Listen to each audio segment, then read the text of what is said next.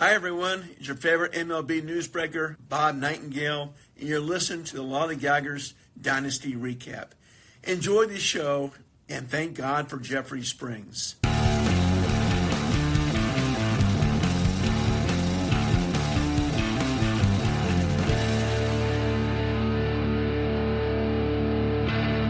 Hey everybody, welcome back to another episode of the Lollygaggers Dynasty Recap. I'm your host, Zang. This is episode 49. We're almost to that episode 50 mark. It's hard to believe we've done 48 of these on our 49th now. We're coming up. We just finished the 7th week of play.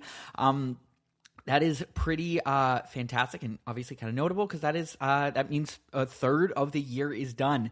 In some ways, it feels like we just started. In some ways, I'm kind of like, oh my God, we're only a third of the way through. It feels like we've been going for a while, but there's obviously been a great start to the season. A lot of ups and downs. Hopefully at some point this upcoming week, as long as, nothing unexpected pops up, I'll be doing kind of a first trimester check-in, taking a look at some of the teams, some of the players, and just seeing sort of what happened over those first 7 weeks and what we might be able to expect over the next 7. We will get started with our matchup minute, where we see the Cuyahoga Black Panthers take on the Portland Pioneers. Both of these teams came into the week at 3-3, looking to make their way above 500. Things started off well in Portland. Jackson Chourio finally made his return, scoring 10 points, and hometown kid, the Piglet, Peyton Tolley, tallied up 40 points total. That helped contribute to the 95 total scored by Portland on that day. A slow day in Cuyahoga, just 13 points scored on Monday. Portland held the lead on Tuesday, scoring 52 points, 12 of them coming from Wilyer Abreu. It was a relatively strong day over in Cuyahoga after the slow start. Pete Alonso had 15 points and Kevin Gausman had 20, but Framber Valdez had minus 16 as it would end up being his final start for the Black Panthers. He was traded shortly afterwards. On Wednesday, we did see Cuyahoga win the day on 40 points from Nate Eovaldi and 13 from Ian Happ. Cuyahoga scored 83 points in total on Wednesday. Wasn't too bad a day, though, over for the Pioneers either. Jack Flaherty and Sonny Gray scored 19 and 20 points respectively as they faced off against each other, while the Tigers and Red Sox dueled things out to close out the series. The one blemish on the day for Portland was a minus 12 from long reliever Tobias Myers, who got a little bit rocked out in Colorado. On Thursday, the score was 51-50 for Cuyahoga and Portland. 12 of those 50 points for Portland came from Shea Bangaliers, who has been one of the most consistent members of that lineup so far.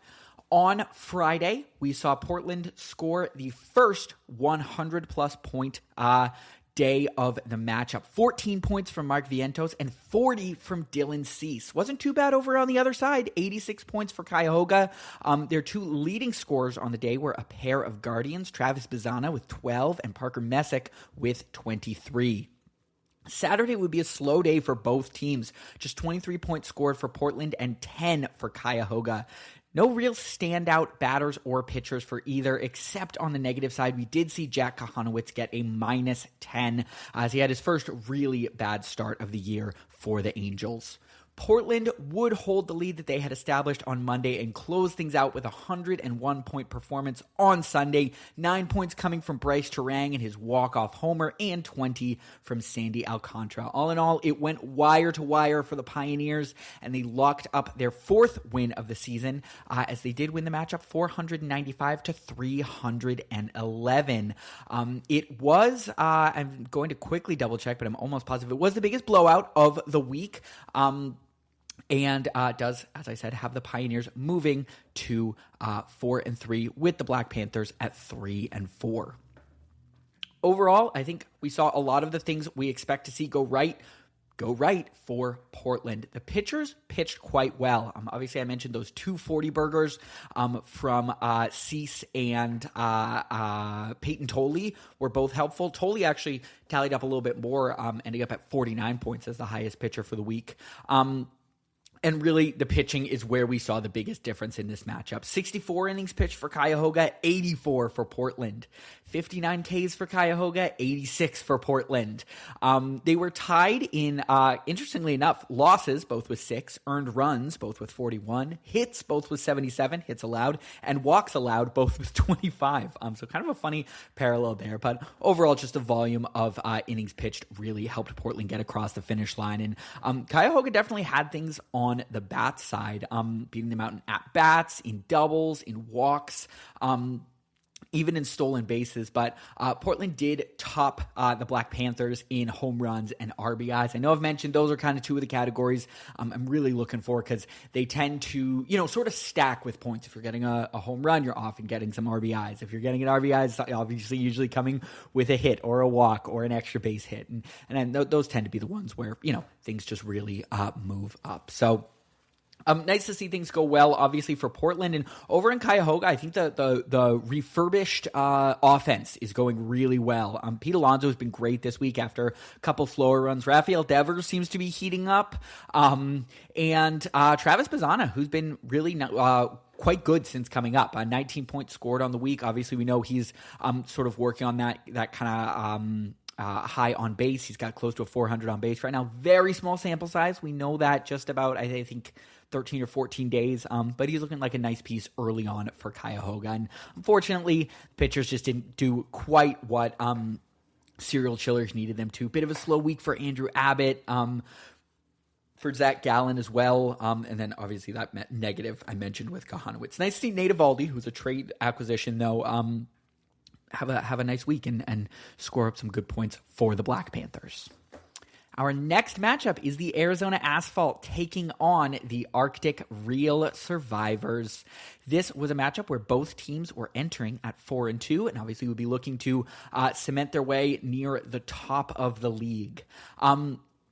It started with an 82-58 lead for the Real Survivors. Pair of Phillies in Bryce Harper with 13 points and Aaron Nola with 31 would help them establish that lead. 26 points for Yoshinobu Yamamoto over on the other side certainly didn't hurt. On Tuesday, we would see Arizona score 87 points to 80 over on the Real Survivors side. Harper again for the Real Survivors, this time with 21 points, and Cody Bellinger with 11. Over on the other side, though, we really would see some impressive play from Liam Hicks, who scored 13 points, and Eduardo Rodriguez with 37. The big day would finally come for Arizona on Wednesday as they scored 125 points to 36 over on the other side. 28 of those points would come from Andy Pages in his 3-home run game.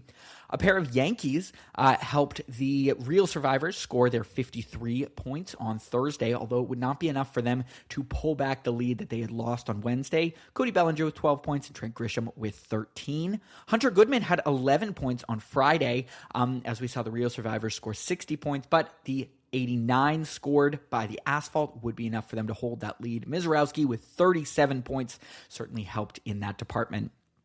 87 points scored by the Asphalt on Saturday, 17 of them coming from Miguel Vargas and 30 from Tanner Bybee. Over on the other side, we also had 17 points from an infielder in Ernie Clement for the Real Survivors, and Merrill Kelly scoring 34. Despite the fact that the Real Survivors did score 101 points on Saturday, they would not quite pull back that lead. Things did get close on Sunday. Chris Bassett's 26 points helped out the Arctic quite a bit, but it would not be enough for them to regain that lead as the Arizona Asphalt do take their 5th win of the season, winning 546 to 513, 33 points separating the two of them as the Real Survivors move to 4-3. The Real Survivors bats are unbelievable. I'm just going to start there. We're going to be talking about this obviously a little bit this coming week as I do a little review of the teams, but their hitting core is just fantastic. Max Muncy, who has been fantastic, really, really great to start the year. Bryce Harper, over 51 points this week. He was actually one of our best batter, I should say, at number 1. The Real Survivors also had Cody Bellinger, who was the number 5 best batter with 41 points. It's pretty amazing what that team has done to put together a squad, obviously from the expansion rules. Where things did fall apart a little bit was in the pitching. Aaron Nola's one start for the team before being traded was obviously really solid with those 31 points, and Merrill Kelly with his 34 were great, but weaker starts from guys like Luis Castillo, only 3 points on the week. Max Fried, only 8 points on the week. Jesus Luzardo, minus 3 points on the week. Obviously, those are 3 guys who we figure to be kind of near the top of the Survivors rotation, and having all 3 of them kind of underperform like that definitely sunk the ship a little bit. Over on the other side, it was kind of the opposite story. The guys you expect to see near the top were at the top. Yamamoto had a great start in his one start of the week. Mizorowski, Bybee, both great starts. Over 30 points for those 2. And Freddie Peralta, although it wasn't fantastic, did score 18 points in his one start. Eduardo Rodriguez would have had over 70 points had the asphalt not run out of starts before the end of the week. But still, his 37 were fantastic. Great total there. And then obviously that big day from Andy Pa has definitely helped out the offense. Miguel Vargas, who's been fantastic this year too, that's been acquired. I'm going to take a look real quick. I think he was a waiver claim for Ace. Obviously, former Dodger, so Ace knows him decently well. It looks like he was a waiver claim just before the year ended. Last season. He was picked up in August of last season. So nice hold there by Ace, and he's been fantastic for this team early on. Liam Hicks, too, has been a great surprise in the catching position. So hopefully, obviously things will continue to go as they have for the asphalt, and I think we're likely to see the Real Survivors bounce back a little bit next week as some of those stud pitchers probably get back into their form. Obviously, you never want to lose a week where you score 500 points. That never feels good, but unless I am incorrect, Arizona was our second highest score of the week, so it was near one of those. You lost to the best team, if not for those Melonheads over in Fenton, but we'll get to them soon. Our third matchup of the week is the Bronx Bandoleros taking on the Seoul Sovereigns. Now, as these teams entered play, Bronx was sitting at 2-4, with the Sovereigns sitting at 4-2. It was a narrow lead taken by the Sovereigns on Monday, scoring 66 points. 65 scored over in the Bronx. For the Bandoleros, J.P. Crawford scored 12 points, and Aaron Judge scored 16. Most of the points from the Sovereigns on Monday came from one man, Nick Martinez, as he would rack up 20 points. Ceddanne Raffaello racked up 15 points in that blowout against Framber Valdez on Tuesday, and Peter Lambert scored 32 as the Sovereigns held their lead. They would do the same on Wednesday, scoring 68 points, 10 of them coming from Juan Soto. Over on the other side, though, 69 points from the Bandoleros with Walbert Urania, who is a name I have to admit I'm not familiar with. He scored 29 points, so a great pickup there by JMC to grab that starter. Mitch Keller had 24 points, and Shota Imanaga had 29 on Thursday, as the Sovereigns scored 109 points for their first and only 100-plus point performance of the matchup. On Friday, the Bandoleros scored 22 to 53 points by the Sovereigns, 26 of those coming from Nolan McLean, who's continued his strong start to the year. The Bandoleros would have their only 100-plus point performance of the matchup on Saturday. So we saw Chase Burns score 23 points and Cam Schlittler score 32. Jacob Marcy had 10 points over on the Sovereign side as they tallied up 34 points in total, holding the lead that they had established on Monday, and they would close things out on Sunday, going wire to wire for the win. Walker Buehler's 22 points didn't hurt the Bandoleros, but it would not be enough to overcome the lead that had been built by the Sovereigns. We see in 10 and the Seoul Sovereigns take the matchup over JMC and the Bronx Bandoleros, 464 to 394, 70 points separating the two of them. Bandoleros got some great pitching performances. Number 5 potent pitcher on the week, Cam Schlittler, scored 51 points in total on his 2 starts. And Guys like Chase Burns with his 23-point day, and as I mentioned, Walbert Urania, who's an Angels pitcher, also had some good ones. Tough week for Will Warren, scoring -3, and Yuri Perez also with just 3 points. I know typically JMC expects him to be a little bit better.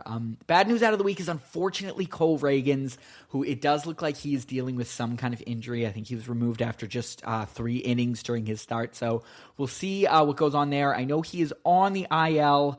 So it's some left elbow stuff, and I guess they don't really know the next step of the recovery, but obviously JMC will be keeping a close eye out there because that's pretty important.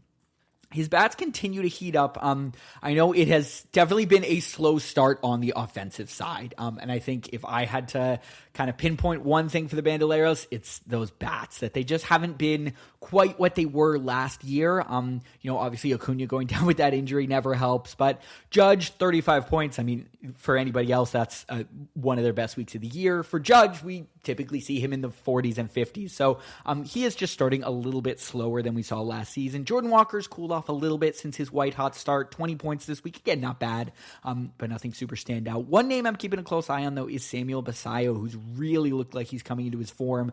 And I think that's going to be a pretty important piece for the Bandoleros moving forward. Honestly, this was one of those weeks where it kind of just felt like everything went right in Seoul. Great performances from guys like Nico Horner and Brandon Marsh. Brandon Marsh with 31 points this week. Where is that coming from? Cedar Rafaela also had those 27 points, obviously.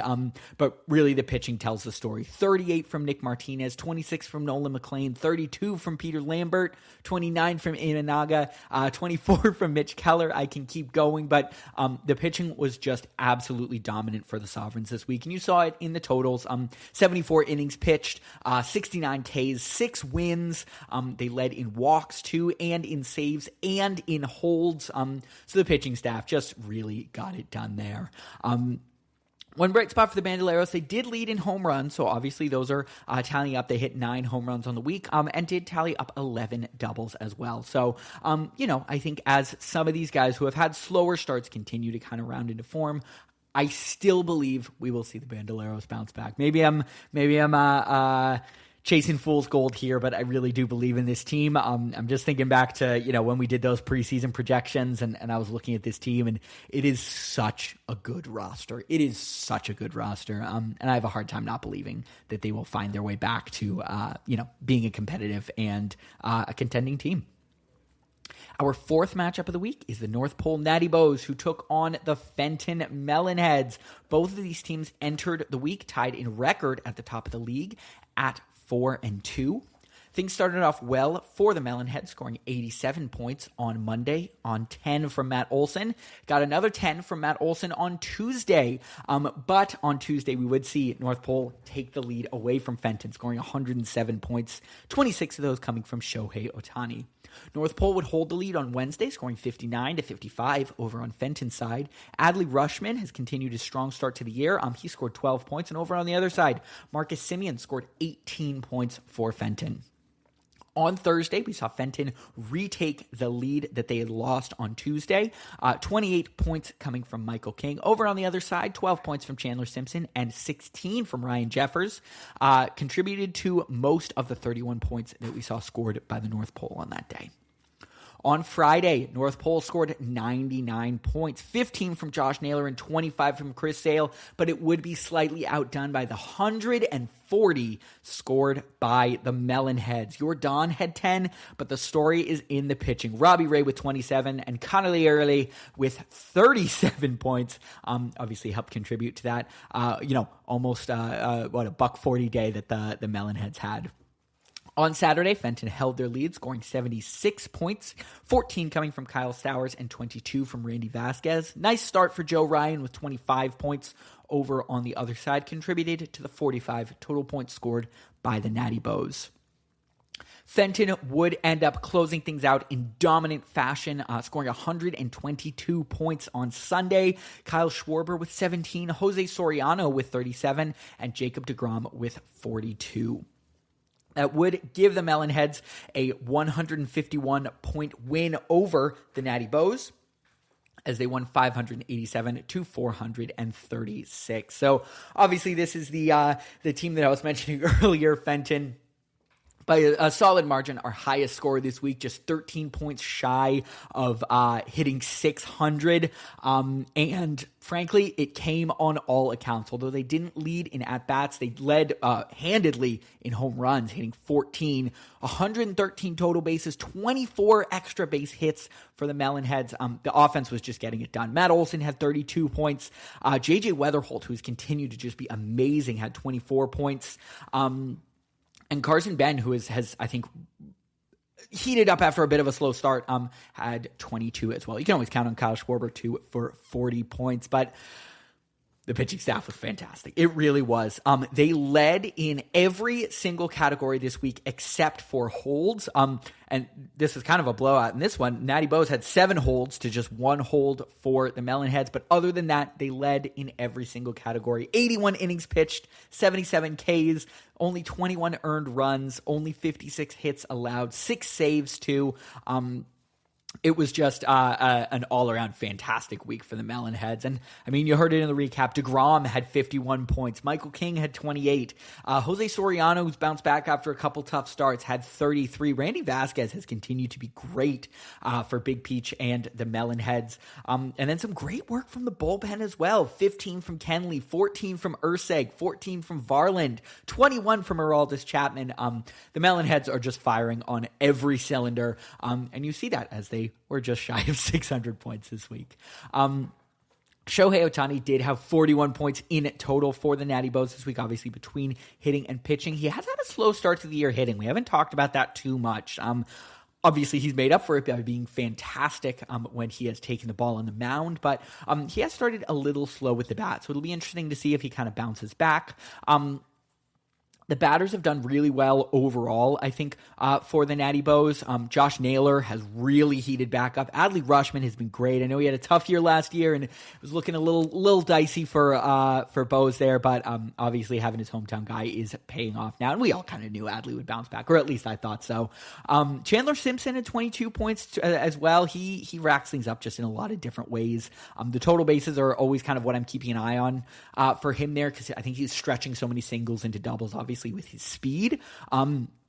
So that is typically what I'm kind of keeping an eye on. Byron Buxton, who has been healthy throughout the year, tallying up 36 points. Obviously, that is great to see on all accounts.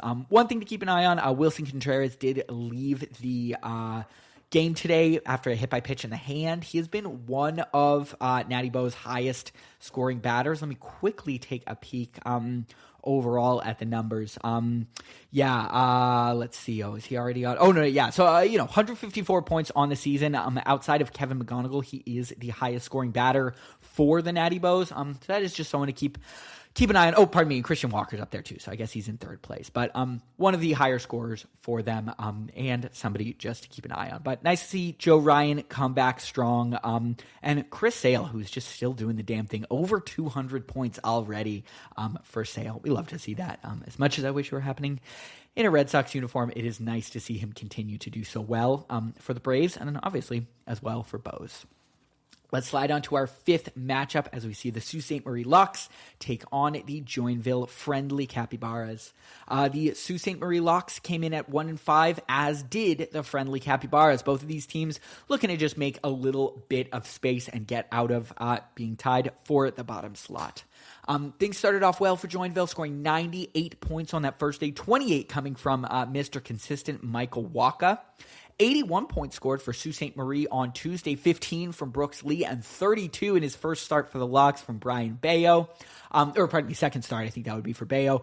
Over on Joinville side, we would see a tragedy. Although Mike Trout did score 12 points, for the first time we did have a Tyler Rogers negative point performance. Hideki, send the meme, my friend. -11 for Tyler Rogers.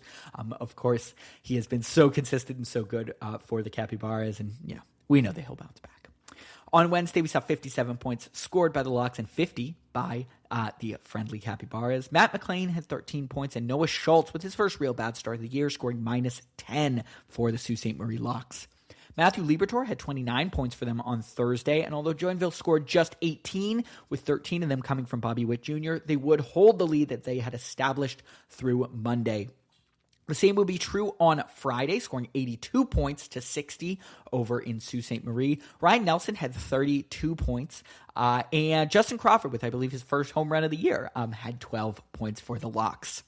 On Saturday, Aaron Savali had 21 points and Dustin May had 22 for Sault Ste. Marie, although it would not be enough to overtake the lead as Joinville did hold on to it. Another 10 points from Bobby Witt and 32 this time from Michael Waka.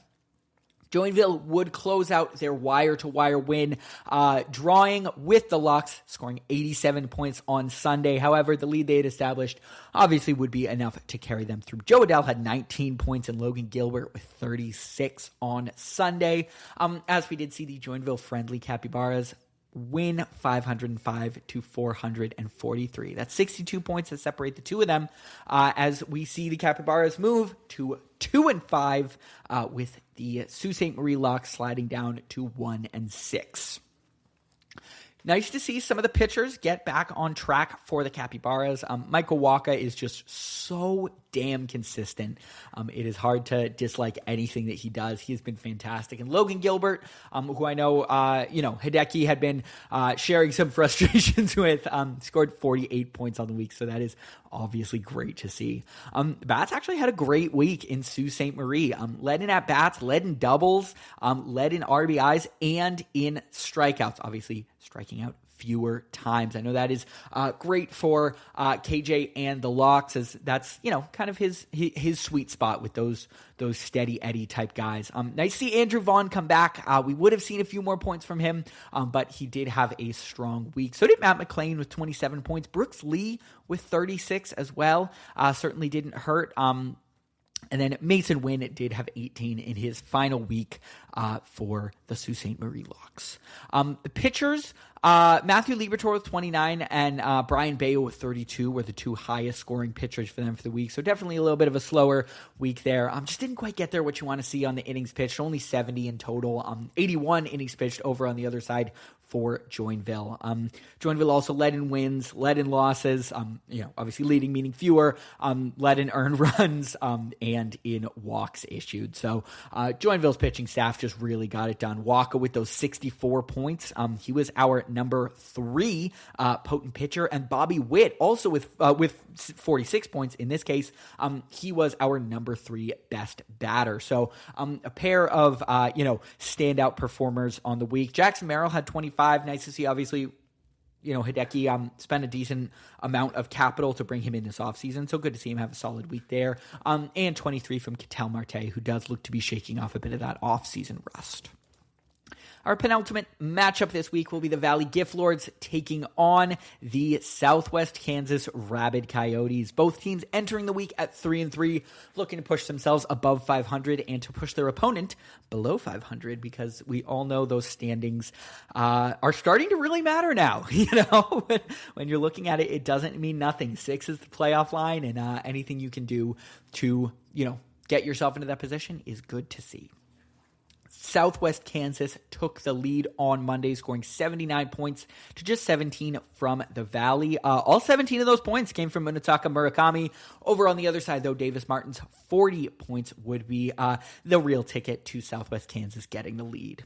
Kansas held it on Tuesday as well, with 11 points from Michael Bush, 27 from Bryce Elder. Taj Bradley with his 29 points. Unfortunately, did go on the IL after the start, but it contributed to the 54 points in total from the Valley. The Rabid Coyotes held their lead on Wednesday as well, scoring 47 points, but the Valley closed the gap quite a bit, scoring 79 points. Adrian Morahone with 15 points. Rare to see that high a score line from a relief pitcher, and 27 points in start from Shane McClanahan over on the Coyotes side. On Thursday, we would see the Valley Gift Lords take the lead that Southwest had for the past 3 days. Led by a pair of Athletics, 11 points from Jacob Wilson and 39 from JT Jin. 39 points from JT Jin. Holy cow. 20 points scored by the Rabid Coyotes over on the other side. Sometimes I'm just reading these out, and then I see a score line. I'm like, man, 39 points. What the hell? Michael McGreevy had 37 points on Friday. He's been great for the Valley Gift Lords as they scored 87 total, 36 points from the Rabid Coyotes. And the Valley would hold their lead for the third straight day on Saturday, scoring 75 points. Nick Kurtz with 12 and James Wood with 15. Spencer Strider had a great start on that day for the Coyotes, scoring 36 points. And those points would be important because on Sunday, things would crumble in the Valley, scoring just 5 points, which opened the door for a comeback. And we saw it. Southwest Kansas scored 107 points to leapfrog the Valley on the final day with a strong comeback win that did end up giving them the victory on the week. Davis Martin and Bryce Elder each scored 29 points, so that contributed to a lot of the total points on that day. But we would see, the Southwest Kansas Rabid Coyotes take the win this week. 4-3. They now sit at their record with the Valley Gift Lords sitting at 3-4. Tough loss for Al Martinet and the Valley, obviously, to lose on that last day. I believe that the Gift Lords did run out of starts. So, obviously that makes things tough when you don't have any starter or relief pitcher points. But then it was just kind of a hodgepodge of some low negatives, some low positives. It was a bit of a flat day. And obviously, in the Valley with those two 29-point performances, and a strong showing from the offense too. O'Neal Cruz with 9 points. Brian Rocchio had 10 on Sunday as well. It would just be kind of enough for Southwest Kansas to sneak that win at the last second. The Rabid Coyotes did have 2 members of the potent pitcher list. You can probably guess who they are, given that I mentioned both of their names twice. Davis Martin, number 2 on the list with 69 points, and Bryce Elder, number 4 on the list with 57 points. We saw obviously the pitchers do a really good job in Southwest Kansas this week. They showed out nice 73 innings pitched in total and didn't allow too many hits, only 52 on the week. Slower week on the bats for the Southwest Kansas Rabid Coyotes. High scorers. Obviously, we mentioned Michael Bush earlier in the recap with 38 points. That was great. But other than that, a lot of guys in the teens: Cruz, Dubon, Dansby Swanson, Jazz Chisholm, Casey Schmidt, and O'Neal Cruz and Brian Rocchio all in the teens there. But they were kind of in those high teens, and ultimately they all cobbled together and ended up being enough. Obviously, Al Martinet and the Valley had some pretty strong bats. That's kind of their calling card. Nick Kurtz and James Wood, both with 30-plus point weeks. And then 20-point weeks for Murakami, Chase Mydroff, Colson Montgomery, Jacob Wilson. We know how strong the offense is in the Valley. And unfortunately, despite a couple of just kind of like not out of nowhere, I shouldn't say out of nowhere, but, McGreevy and JT Jin with those 37 and 39 point performances from the pitching side. It just, wouldn't be quite enough to overtake the Rabid Coyotes here. The loss of Taj Bradley is a big one. Ultimately, he was then traded, obviously, after that. But he's been a big contributor for the Valley. He continues to haunt me from a little personal anecdote. If you remember, I turned down a 1-for-1 deal to give Trevor Story to the Valley Gift Lords for him. I'd take that deal now. Let me just quickly read off Taj Bradley's starts: 19, 28, 32, 20, 22, 0.6, 28, 29. So he was really, really impressive. The only 2 that were below that 20-point mark that I kind of look for a good start were that 0.6 against Tampa Bay and then 19 on opening day against Baltimore. So that loss of Bradley is definitely a big one for the Valley, and they'll likely be, looking to kind of reinforce some of their pitching staff. But we know how good the offense is. Obviously, a big trade this week in sending Fernando Tatis away. We'll talk about that a little bit more later. But all that to circle back around to, they did receive some pitching reinforcements in Logan Webb, although it won't be for a little bit because he too did hit the IL. Couple of pretty exciting trades to talk about with the Valley. We'll talk about those soon in the transaction tracker. But our final matchup of the week, The streak stays alive. Well, I guess it's not too much of a streak now because we did have that one kind of bum week. But the finals rematch lived up to the hype. It was everything we hoped it would be. The Washington State winners taking on the St. Petersburg Tropopologists. Inverse records coming in. Washington State 4-2 and St. Petersburg at 2-4. St. Pete took the lead on Monday, scoring 36 points, 13 of them from Jaren Duran and 14 from Seiya Suzuki. The lead was surrendered to Washington on Tuesday, however, as George Kirby scored 27 and Christopher Sanchez scored 44 points. Those tallied up, made up for half of the 88 points scored by the winners as they took the lead. On Wednesday, we saw dueling 100-plus point performances, 146 for the winners, 127 for the Tropopologists. On the Tropopologist side, Paul Skeens with his near-perfect game tallying up 44 points, not too shabby. And Zach Neto with 12 points has continued to be great for the Angels. On Washington State side, a pair of great batters and a pair of great hitters. C.J. Abrams with 22 and T.J. Rumfeld with 12. And then on the pitching side, Zach Wheeler with 20 and Brian Wu with 37. On Thursday, 10 points from both Sal Stewart and Alec Burleson would help Washington State hold their lead. It was matching a pair of scorelines on the other side as well, 12 points from Caminero and 12 points from Brent Rooker. On Friday, Washington State managed to hold their lead, too, for the fourth straight day. 10 points from Julio Rodriguez and 36 from Foster Griffin. 37 from Mike Burrows on the other side helped contribute to the 107 points scored by the Tropopologists. And that would come back to be important because on Saturday, scoring 98 points, they would take the lead. 13 from Brent Rooker, who had a fantastic week, and 32 from Braxton Ashcraft. Things were about as close as they could get coming into Sunday Night Baseball. Christopher Sanchez's 36 points had obviously inched things ever closer for the Washington State winners. It all came down to Kyle Finnegan, and his 2 innings pitched and a hold would be enough, as the winners would eke out a 2-point win over the Tropopologists, snatching the lead from them on that final day in the final game of the day, 523 to 521. It really doesn't get much closer.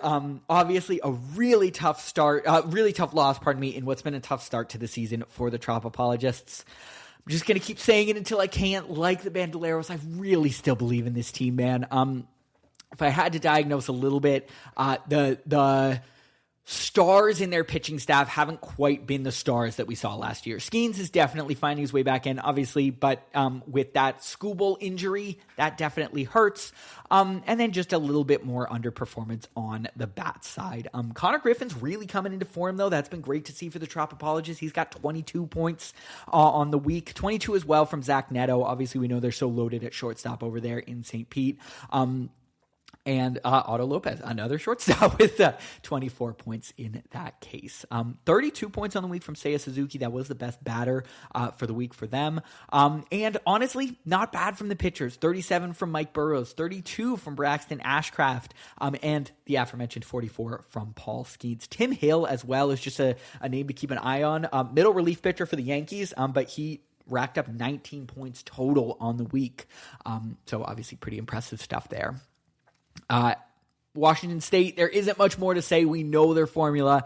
It is strong, young bats. Pete Crow Armstrong with 31, Manzardo with 16, C.J. Abrams with 31, more on the veteran side here, Brandon Lau with 40, and then just great pitching performances. Foster Griffin, who was traded over there recently, obviously was really impressive in his 36-point performance, and then Christopher Sanchez with that 81. There's only so much you can say about how good that guy has been so far. Zach Wheeler's been bouncing back nicely, which is, from his, obviously he was injured to start the year, so he has been, starting nicely since he came back. Just taking a quick look, 17 points in his first start, but 32 and 20 since then. So obviously those reinforcements have been nice for the winners. That is the end of our matchup minute. We'll slide on down now to the standing segment as we see Fenton, the Melonheads, in the first place spot, sitting at 5-2. Just behind them are the Washington State winners in second place with the Arizona Asphalt and Soul Sovereigns rounding out the 5-2 group at third and fourth place. Fifth place starts the 4-3 group with the North Pole Natty Bows. Arctic Real Survivors are in sixth, our final playoff team, if the season were to end today. Portland Pioneers would be the first team outside the playoffs, also with that 4-3 record, and the Southwest Kansas Rabid Coyotes in eighth place. The Valley Gift Lords and Cuyahoga Black Panthers reside in the 9th and 10th positions on the poll, sitting at 3 and 4 together. St. Petersburg is at 2 and 5 with Joinville just behind them in 12th place, and the Bandoleros also at 2 and 5 in 13th. And now down in the bottom and the basement by themselves is the Sault Ste. Marie Locks, sitting at a record of 1 and 6. Unfortunately, on a 6-game losing streak there for the Locks. So hopefully we'll see them, bounce back a little bit soon and start to find their way back in. Obviously, they've made a couple of trades in the past few weeks, so some of those guys, obviously mentioned how good Bayo was, and a couple other pitchers as well who will be making their way in. So certainly wouldn't shock me to see the Locks tally up another win sooner rather than later. Let's talk over bench blunders real quick. Bryce Eldridge was our first one. He scored 9 points, hitting his first Major League home run on Saturday on the Valley's bench. Andrew Vaughn had 12 points on Wednesday for Sault Ste. Marie. I did obviously preview that a little bit earlier. I think I was his first day of the IL, I want to say, or maybe second day, and he did hit a home run. So, tough sit there for the Locks. But our biggest one by far of the week was Alec Boehm, who had 22 points on Saturday on North Pole's bench. Of course, for North Pole's loss, they did lose by 151. So I guess if there's a week to sit a guy, this would be the one. Ben Brown had 18 points on the Bronx's bench on Friday, and Kyle Bradish had 26 points on North Pole's bench also on Friday. Slide into the claims corner where we see Monday, which was actually a relatively slow day. J.P. Crawford went for $13 to the Bandoleros, and Eric Fetty went for $35 to North Pole. A couple other people did place in bids. The Valley bid $5, and Sault Ste. Marie bid $1 on Fetty, but of course he would end up going to the Natty Bows. Things picked up a little bit more on Thursday. J.J. Bleday went for $10 to the Arizona Asphalt. The Soul Sovereigns bid $4 on him, and Portland Pioneers bid $3. Trevor McDonald went to the Real Survivors for $40. Arizona bid $5, and Cuyahoga bid $1. Real Survivors also picked up Ty Madden for $30. Sault Ste. Marie bid $6 on him, but of course lost out to the Arctic. And the final pickup for the Arctic was a 40-point bid for Anthony Volpe as he makes his way home to a Yankees fans team. Overall, 110 points spent by the Real Survivors in those three big claims on the season. I'm going to take a quick look just to see what their budget is at. That's definitely something I'm kind of keeping an eye on, just, where people's budgets are at, how much they have left through the end of the season. Obviously, it's not a perfect system. Still 223 for the Real Survivors. So, just under half of the budget remaining there. And, it's not a consistent thing. You're not going to spend $20 every week because some weeks there are 3 guys you really want to chase. Some weeks there are no guys you want to chase. So, just something to keep an eye on, though. And then our final claim of the week, Paul Sewald went for $10 to the Valley Gift Lords. Portland just missed out on them, bidding $8 instead. Alrighty, it's time for the transaction tracker. 13 trades in total. I've selected 3 that I'd really like to highlight and talk over. I will kind of do that as they come up. For our first trade, the North Pole sent Michael Arroyo, who ranks as MLB's number 51 prospect, along with a 2027 second-round pick over to the Washington State Winners in exchange for Luis Severino. The Real Survivors traded Jojo Romero, Brandon Nimmo, and a 2027 first-round pick over to the Arizona Asphalt for Landon Roop. The Arctic Real Survivors also traded Lourdes Gurriel Jr. over to Sault Ste. Marie for a 2028 third-round pick. The Real Survivors made their third straight trade, sending Salvador Perez and Tyler Bremner, who ranks as MLB's number 64 prospect, sent them over to St. Petersburg for Luis Castillo and for the Real Survivors 2027 third-round pick, along with St. Pete's 2027 fourth-round pick. Here is our first highlighted trade. Cuyahoga sent Logan Webb and Mickey Moniak over to the Valley for Fernando Tatis Jr., Paul Sewald, Jack Kahanowitz, and a 2027 first-round pick. So just kind of putting this together now. It does look like, obviously, Paul Sewald made their way back to the Valley when they were traded over to Cuyahoga, so that is kind of funny. But yeah, obviously big trade here. Ultimately, to me, it really comes down to Logan Webb for Fernando Tatis Jr.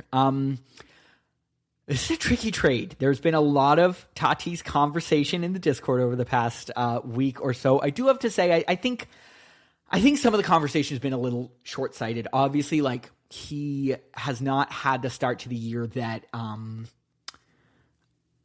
think everyone expects. And I mentioned this a little bit, that I think he is sort of cursed by that 2021 season where, I mean, he looked like a genuinely generational talent. 42 home runs, just electric in every facet of the game. And he hasn't hit those heights since, obviously. At the same time, this is still a guy who, and this doesn't matter from a fantasy standpoint, but plays platinum glove defense out in right field, steals plenty of bases, always taking extra bases, hits for a decent average, and is going to pump 20 to 30 home runs on the year. This is still a phenomenal baseball player, and I don't want that getting lost. Obviously, he has not yet hit a home run, and it is getting late early in that respect, but as I also mentioned, he's hammering the ball. You look at his profile on StatCast, and it looks like a guy who would have like 10-ish home runs already on the season. It's just going straight into the dirt. So I did see an interesting video. Someone kind of broke down his swing. If you take a look at it, his back leg is completely off the ground when he starts his swing. So he's sort of unbalancing himself, and the person was kind of wondering if maybe that had something to do with it. Long story short, I think Fernando Tatis Jr. is still a phenomenal player and is a great get for Cuyahoga. I was actually surprised that the first went along with Tatis to get Logan Webb. When I first kind of saw the trade, I had assumed that Logan Webb was sent along with a first for Tatis. So overall, I think this is a great trade for the Black Panthers. I do think they come out as the winning team here. In particular, Tatis in that first. I'm a little skeptical on Kahanowitz. He's obviously had a great start to the year, but I just question the sustainability of some of that stuff. Not a shabby package at all for the Valley, though. Obviously, Logan Webb, unfortunately, goes down with that injury, but we know what a great pitcher he is and what a great pitcher for fantasy baseball he is, just based on the volume that he pitches. Nice, too, for Al Martinet to get a hometown guy in Webb. And Mickey Moniak is just a fascinating piece here. Obviously picked up off the waiver wires by Cuyahoga.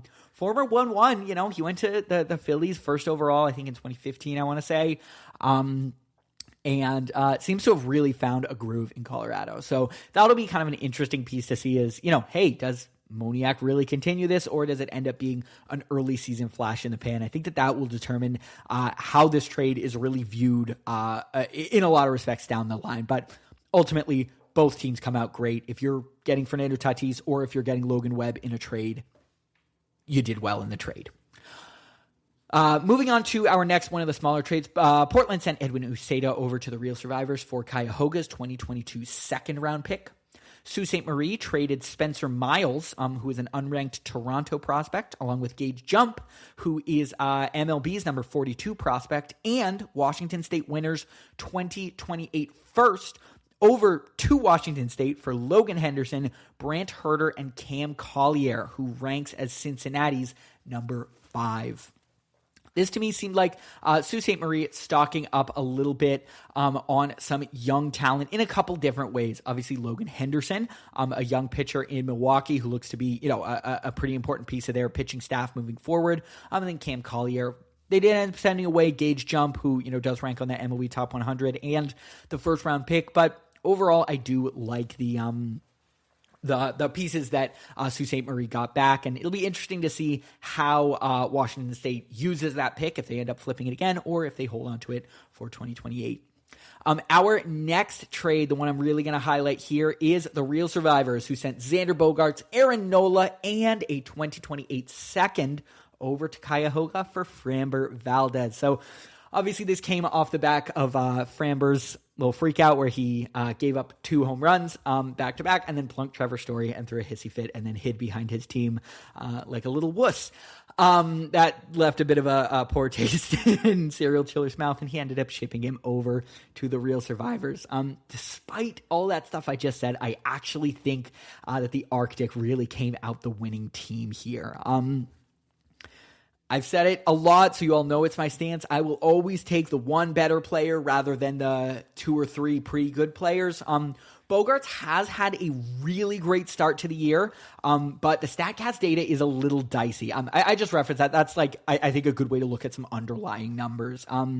Pretty blue on like the exit velocities and the barrel rate and some of that stuff. A lot of what has been good is sort of the expected slugging, and so some of that stuff could trend down a little bit. He has been great though, and obviously this is, you know, a former like 600 plus point performer on the regular, so I don't think it's bad at all to have. And it does obviously fill a big hole for Cuyahoga in that shortstop position after Carlos Correa went down. And Aaron Nola, who once was sort of that Logan Webb type workhorse, has been a little bit dicier over the past couple of years. However, he did have a really good last start before he was traded. So, you know, as the Phillies season kind of ticks up, he might be kind of ticking it back up as well, obviously with those 31 points that he scored.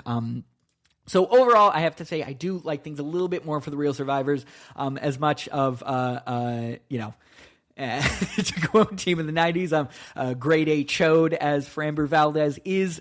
He's still a really good pitcher. And ultimately, I do think that is why I favor the Real Survivors side. Sault Ste. Marie sent Antonio Senzatella over to the Seoul Sovereigns for Chad Patrick. The Real Survivors traded St. Petersburg's 2027 fourth over to Sault Ste. Marie for Jose Barrios. Portland traded Angel Gomez, who is Kansas City's number 6 prospect, over to Washington State to reacquire Raisel Iglesias. Cuyahoga traded Tyler Malley over to Sault Ste. Marie for Trey Morgan, who ranks as Tampa Bay's number 18 prospect. And the final trade of the week that I want to highlight is the Sault Ste. Marie Locks sending Mason Wynn and a 2029 first over to the Valley for Emmett Sheehan and Taj Bradley. Remember when I mentioned those pitching reinforcements? This is where I think they're coming from in Sault Ste. Marie, and I love this trade for them. They get 2 young guys in Sheehan and Bradley. Sheehan, who I think is much more of a sure thing. He obviously has the prospect pedigree and has had a pretty solid start to the year. And then a little bit more of a wild card in Bradley. Does he kind of continue? Obviously, this used to be a huge prospect. Does he continue what he's been doing, or, you know, does he regress a little bit? But that is certainly a chance that it is worth taking for the Locks. And for the Valley, they get another solid bat in Mason Wynn. He's definitely more of a categories type of guy. Well, he'll rack up steals, he'll rack up some batting average, some home runs. He does it, through a variety of tools. Does he tally his points?